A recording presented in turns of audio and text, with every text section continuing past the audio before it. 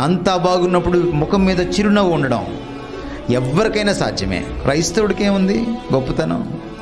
నా కణితి క్యాన్సర్ మాయమైపోతే నవ్వడం ఒక హిందువు నవ్వుతాడు, ఒక ముస్లిం కూడా నవ్వుతాడు, ఒక నాస్తికుడు కూడా నవ్వుతాడు. క్రైస్తవుడికి ఏముంది గొప్పతనం?